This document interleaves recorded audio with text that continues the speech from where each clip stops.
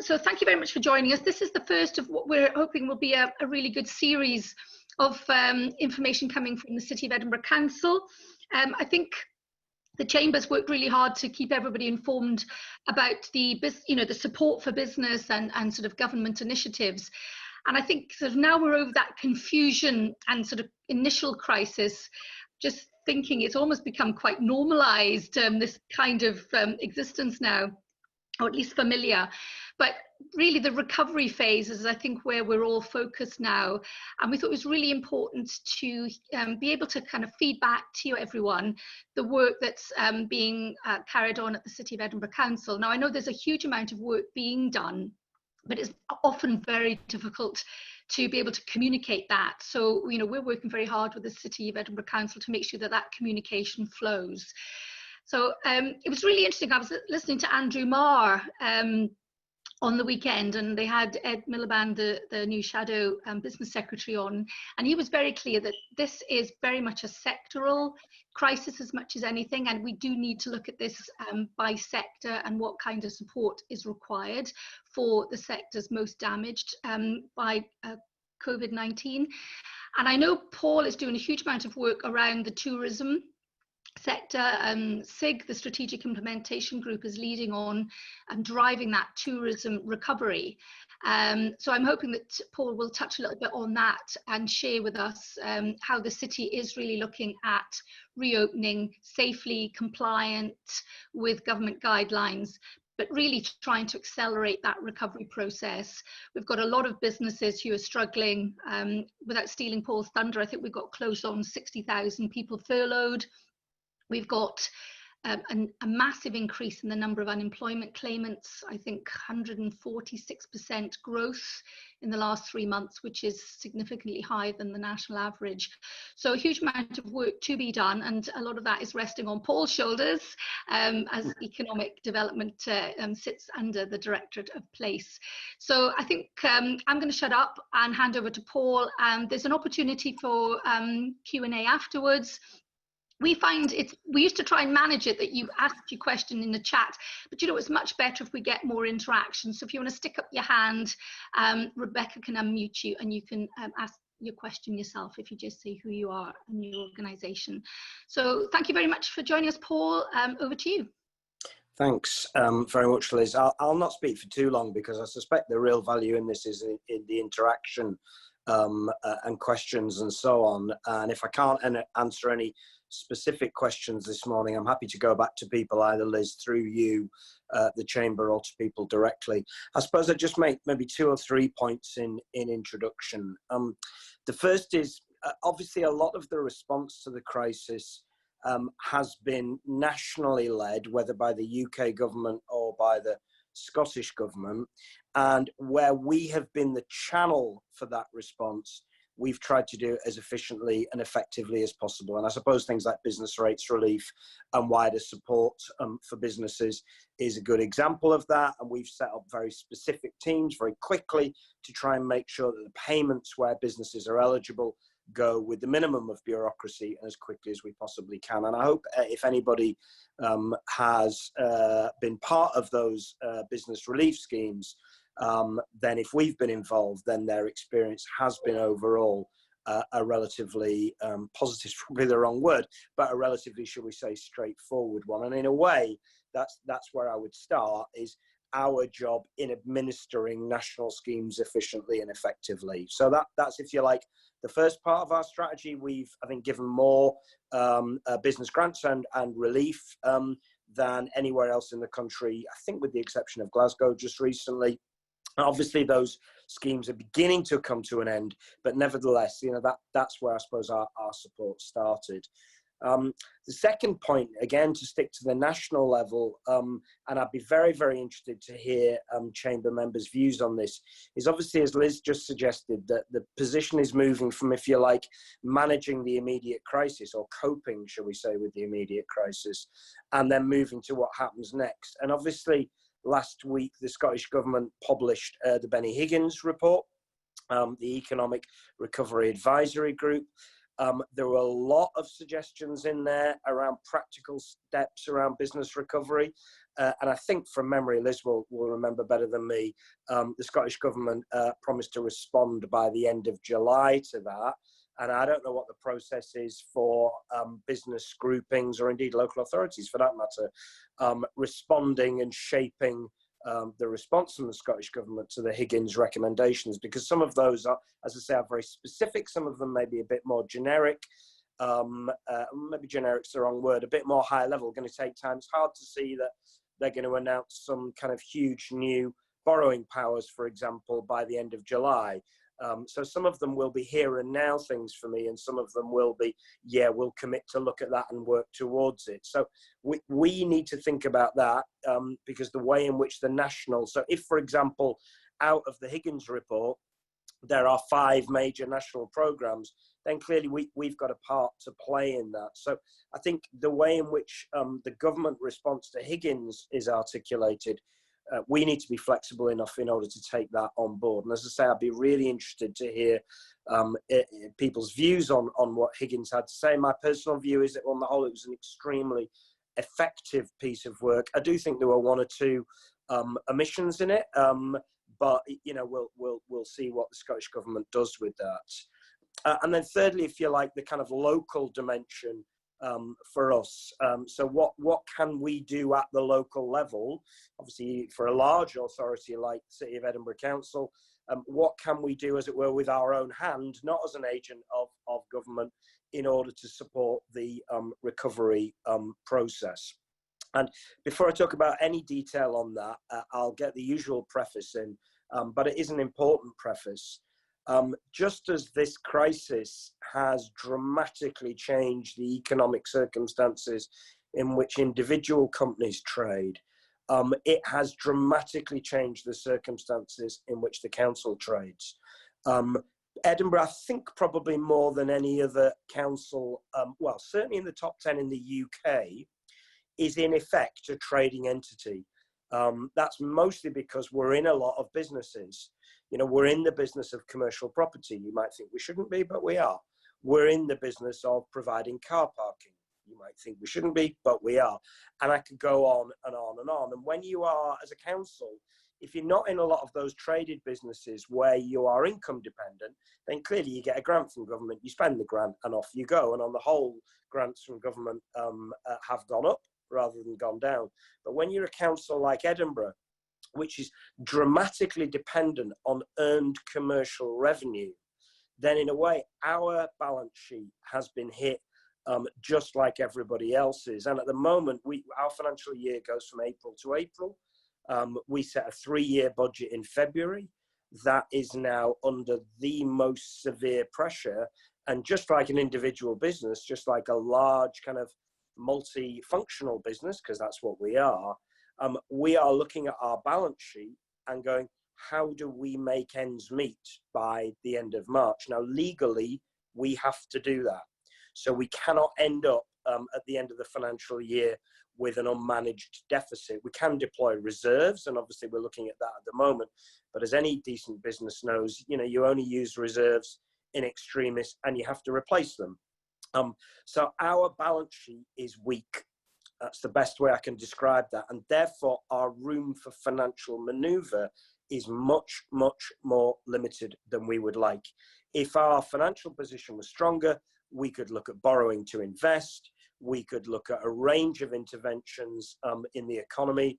But when our balance sheet is so challenged, and you'll have read in the press that the challenge we had, and this is an issue for business, it's not in my bailiwick, thankfully, but it's a key issue for business. You look at the challenge we had with getting kids back to school. In effect, we were being asked, a week and a half ago, to get kids back to school, which is a critical issue for business, not only from having an educated set of kids, but also so that people's children could get back into school, so people could get back to work. At that time, when social distancing was in place and the government was talking about 30 to 50%, then there was significant additional costs on us for that. Primarily related to costs of supply teachers, because we've lost a chunk of the teaching workforce, because of the cost of cleaning, facilities management, so on and so forth. And we were scrabbling to know, that was clearly a first priority for the council. We were scrabbling to know how we would fund that. And we were working on that. And then, of course, the goalposts were changed on that by the Deputy First Minister last week. And we were able to say that we'd be able to go back to full time. But I'm just using that as an example, and I'm happy to talk about that in a bit more detail if people want. But from a position where we go, right, we've got to do this, but we haven't got the money to do it. So how are we going to take the money, if you like, from not robbing Peter to pay Paul, but to take it from one part of the budget, find a way of shoring up a particular service when, as I say, our overall financial position is so challenged at the moment. We think, it's very hard to tell, but we think that we're at least about 30 million adrift, and that's in the public domain in year. That means we have to find 30 million of income or 30 million of cost reduction between now and the end of March, and then we have to completely reset our balance for next year. So it is very challenging, and it makes day-to-day decision-making very difficult for us. Nevertheless, that does not, in my view, limit our, well, it does limit our ambition, but it doesn't limit our imagination and our desire to help. And I hope, as chamber members will know, we are very, very keen to be positive, to engage, to understand, and to act where possible. And I suppose in the economic recovery space, I can probably categorize that into kind of 2 or 3 areas. Firstly, the labour market. At the or in the middle of the credit crunch and recession that followed the financial crash in 2008, the council's response was to develop something called the Edinburgh Guarantee, which the chamber, as I understand, it was before my time here, but the chamber had a key role in, and that was effectively to guarantee school leavers positive destinations for a minimum of 6 months, to make sure that the overall economic position did not mean that a generation of young people were left without any experience of the world of work whatsoever. We are currently working with private sector partners in order to relaunch the Edinburgh Guarantee, which has never gone away, but as maybe some of the energy around it has dissipated. We do not think 12 months is enough. We think it has to be longer than that. And we don't think it should be just any job. We think we need to think carefully about the skills that young people need. Now, it's quite interesting going back to the Higgins Commission. The Higgins Commission and on the Higgins Commission was the former Chief Executive of the Council, Dame Sue Bruce, who was the architect of the Edinburgh Guarantee, or one of the architects.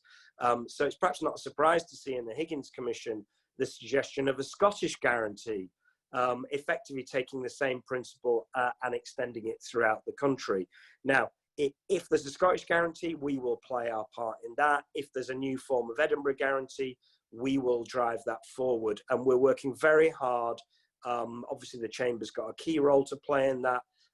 Aberdeen Standard, when they were Standard Life, played the key leading role from the private sector in the Edinburgh Guarantee 12 years ago. My word, was 2008, 12 years ago.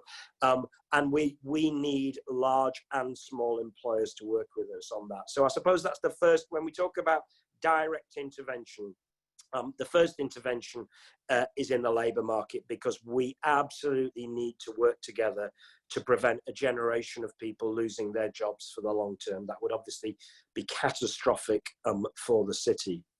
Secondly, really important for us, the regulatory environment, and that's everything from the public health situation to things like licensing, particularly important for the hospitality trade, and so on. And so we are working very hard to ensure that our what we call our regulatory services team, led by my colleague Andrew Mitchell, and we have effectively reorganized that team to make it as business friendly as possible. One of the complaints we've had over the years, most local authorities get this just because of the way we work, is you have to go to lots of different bits of the council in order to get the various permits you need. So you go to one bit to put tables and chairs on a pavement, or somewhere else around building standards, or somewhere else around liquor licensing, or whatever it might be. And whether it is construction coming back up and running, where we've got different people playing a role, whether it, as I say, it's the hospitality trade coming back into play. What we've tried to do is create a single portal whereby people would say, look, I want to do this. What advice can you give me about public health? Remember, you know, our environmental health team, a much kind of unsung hero of local government. You know, they, even before this crisis, go about their business day to day, making sure businesses can trade safely in a safe environment. So the environmental health side, the regulatory services side, we're looking at our current approach to planning conditions, building standards and so on, how long people can work on site in the building trade, that kind of thing. So that whole basket of regulatory environments, I suppose, is our number 2 area of proactive activity. And if people have got specific issues on that, I'm happy to try and answer any questions.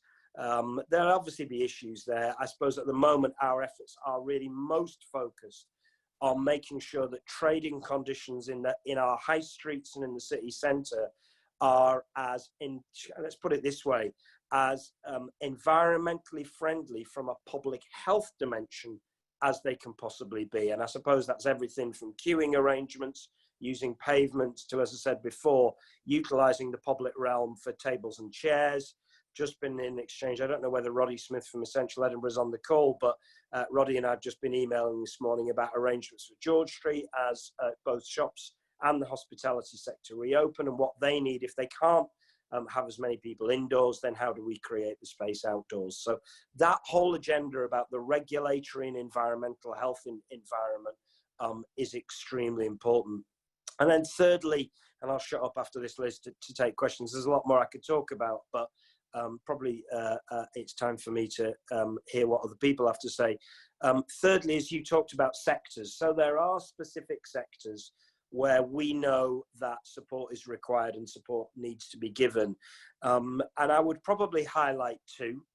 I've talked a little bit about retail, and I've talked a little bit about construction. And as I say, I'm happy to talk about more of those. Obviously, construction, as it happens as an aside, doesn't just affect the private sector, it affects us. I think generally the public sector is always the biggest letter of construction contracts in any place. And the likes of ourselves and the University of Edinburgh are no different, you know, from the tram extension to fixing North Bridge, fixing Burnshot Bridge, etc. We're in the same boat. So hospitality and construction may be quite specific. I would like to talk for a moment about tourism, and then a bit about the kind of software and digital sector, both of which in my view are critical for the economy of the city. So to Liz's point about tourism, we know how important the tourism industry is to the city. Many of you will also know for the past 2 years, maybe, there's been a pretty raging debate about whether there are too many tourists in the city, whether there have been unforeseen consequences of tourism, either from an environmental point of view, an overcrowding point of view, a crowding out point of view, particularly in the summer. But you know, I think you only have to look at the streets of the city at the minute to see, you know, a summer in Edinburgh without festivals, without visitors, without the kind of usual buzz is a pretty dramatically different place. And so we understand that the tourism and hospitality sector has very, very specific requirements.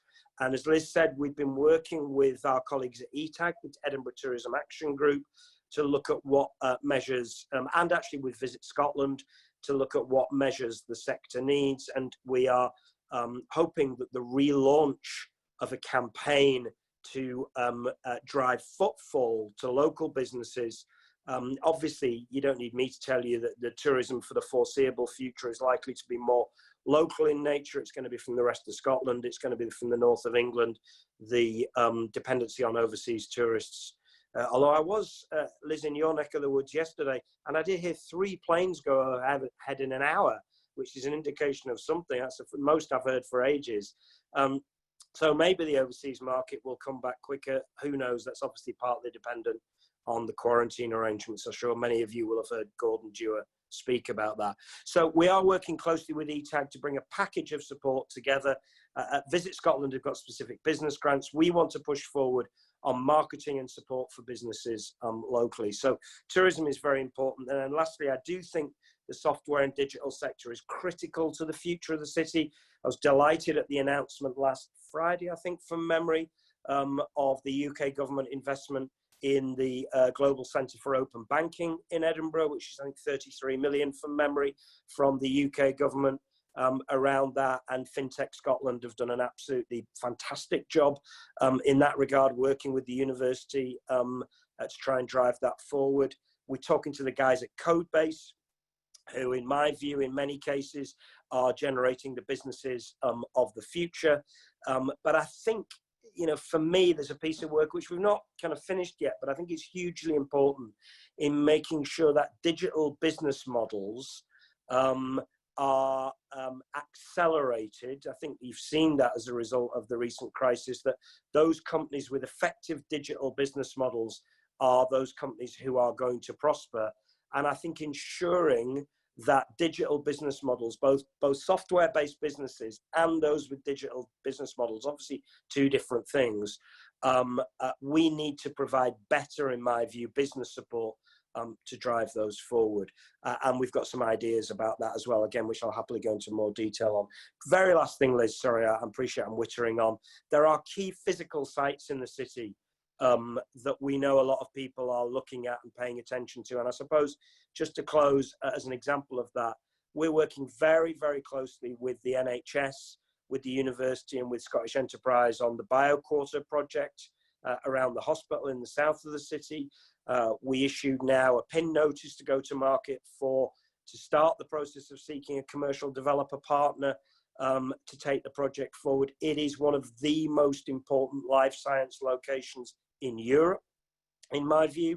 I don't think we sing about it enough in the city, and the team there, I think, are doing a great job. The investment there in both from the public and private sector in the upcoming period.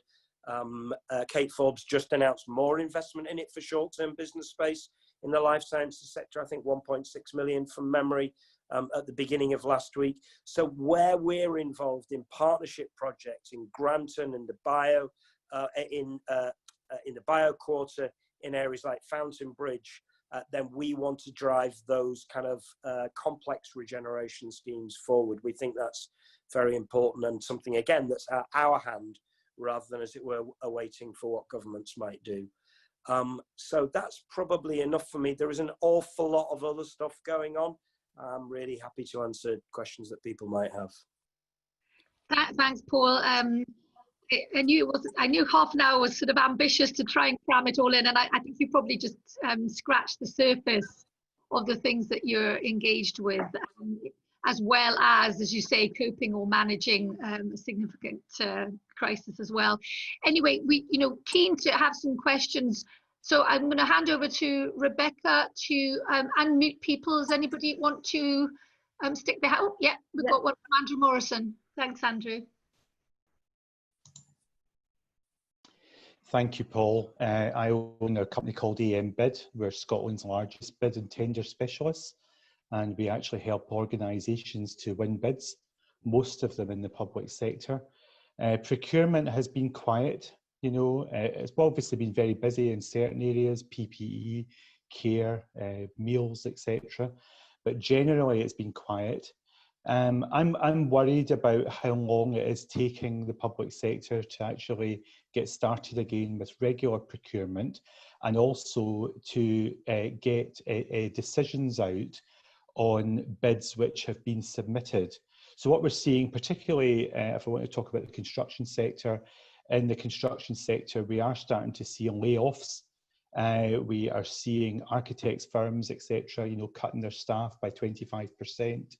So it would be good to see the City of Edinburgh Council making their decisions quite quickly. I'm talking particularly about the professional services framework, because there's many local firms have submitted bids for that. And if they had the certainty that they were going to be appointed to the framework, that may stay their hand a little bit on, job losses. But also, even more important as well, as well as making the decision, is actually to then start the, you know, the programmes of work and getting these work packages issued. Thanks for that. It's an extremely important point, and it's actually one of the, we've kind of got about a 7-programme plan around this, and procurement is one of those points. And my colleague, who you might know, Lynette Robertson, is leading that piece of work. I must admit, I thought that professional services framework had been approved by our committee and notification made, but we've been having a committee fortnightly, and you've reminded me or jogged my memory to go back to procurement colleagues, because I've seen the decision making. I'm just going to double check, and maybe I'll let chamber colleagues know exactly where that is, because I'm sure the assessment's been carried out, and if the decision and notification hasn't been made, then I'll chase that up. I think we can go further on procurement. I don't think it's just frameworks, although you're right, they are important. And actually, there was a report at our Policy and Sustainability Committee last week, which is worth having a look at. Actually, my colleague Ian Strachan took the report on the way in which procurement supports small and medium-sized business. There was a strong push from councillors to try and do more, which is why Lynette is leading that work. Now, you will know better than me the legal obligations that we work within, and who knows what Brexit, it's taken us half an hour to mention Brexit, that's not bad. Who knows what changes the Brexit process will lead to that. My view is that we need to do more in the procurement space. I still think, and as I say, you'll know more than me, that our procurement processes can favour the large company over the small business. I know people in that professional services framework who really, really struggled with the volume of information required for that particular framework. I think we could have done better with that. And we will look to reform within the legal parameters we've got. We will look to reform to try and both speed up processes and make them more accessible for small businesses. But I will specifically check where we are with this professional services framework. Thank you. Yeah. Good, Andrew. Good. Any other questions? I don't see any hands up. I think I'll come in with one, Paul. You mentioned the Higgins report, and and a few omissions. I think the biggest omission for me was that it really doesn't focus too much on SME. I mean, the main thrust is sort of recapitalization of businesses. So I think SMEs really need to have more of a look in with it, and it's something that we will be raising. And it kind of brings me on to, you know, the landscape in Scotland. 98% of businesses are SMEs. We're going to have some permanent closures, and therefore a lot of unemployment coming down the line as furloughing is eased, or the support for furloughing is eased. You mentioned the Edinburgh Guarantee.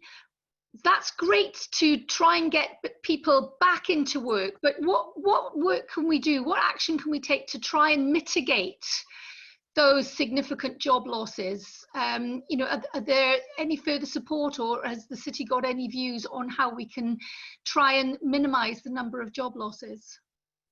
Well, Liz, I mean, it's a very good question, and I think, as everybody is, there is no straightforward answer to that. I do think there will be, I mean, businesses and the economy more generally, particularly in Edinburgh, is extremely adaptable and has proved itself to be very resilient over many ups and downs. I do think there will be business opportunities and therefore opportunities for job creation. But I think the relationship between the skills providers, particularly colleges, and those emergent areas of the economy where jobs are going to be made, we need to rethink a bit. And I know that Audrey Cumberford from Cumberford for Edinburgh College is particularly keen and has produced an excellent report with a colleague around that. Yes, of course, the colleges are generally, actually, in my view, very effective in areas, traditional areas like trades, construction, and so on. But they need and they want to ramp up. This is a good example, I think. They want to ramp up their facilities in areas like zero carbon construction, because we know that, you know, traditional trades, there is going to, in my view, going to be a lot of employment, but it's going to be new forms of employment and new kinds of skills. And the colleges have got a critical role. And I think Higgins was not strong enough on the way in which, if you like, traditional sectors are going to adapt both for a zero carbon environment and for a digital future, I think that requires a kind of new approach to what skills we are teaching and the relationship between business sectors and skills providers, which is always, in my view, an absolutely foundational point for any productive economy. So I think the council, what can the council do? The council can, in some ways, the council's most important role, in my view, is as a convener, as a way of getting people together and going, look, we think there's a problem here. How can we improve it? And I think that relationship between particularly smaller businesses, as you say, and skills providers to go, right, what does business look like in the future? What kind of workforce are we going to need? And, you know, we can't subsidize jobs, albeit, you know, the UK government did after 2008 with the Future Jobs Fund. We can't do that. It may be that governments will, and it would surprise me in some way if there wasn't something like a recast version of the Future Jobs Fund announced by the Prime Minister either tomorrow or by the Chancellor in coming weeks. So you can have wage subsidy schemes, but there's no alternative in my view but for companies to look at what their order books and their profile, their business profile is going to be, and then work with skills providers to make sure they get a throughput of the right people. That to me is the critical point in that space. Thanks, Paul. It's interesting that you mentioned the Future Jobs Fund. I was wondering whether something like that could be looked at again. And interestingly, Ed Miliband mentioned it yesterday. He said what we need is Future Job Scheme on steroids. Yeah, he would say that, wouldn't he, given it was his government that did it last time. The question is whether the current government, either down south or here, looks at it. I would have thought some version of that is inevitable. The key thing is what kind of fund and what kind of jobs. Yeah, no, okay. I'm just aware we're after 10. Don't see any more hands up for questions. So I think you used the time wisely. Paul, I think you did give us sort of a pretty thorough overview of the challenges that you're facing and the extreme amount of work that's going on, trying to keep businesses normal. As you mentioned, there's some significant development sites with Waterfront and the BioQuarter, and all this has to keep going whilst you're trying to keep the core business services and the core services of the City Council going too. So thank you very much for joining us this morning. Thanks everyone else for joining us. This is going to be a regular Monday morning. We'll have Andrew Kerr, maybe Adam McVeigh, hopefully get you back again, Paul. And if anyone has got any particular questions, as Paul said, leave them to us, and we'll make sure that we hold this council to account, and we will get back. Okay, thanks very much. Have a great week. Thanks. Bye, everybody.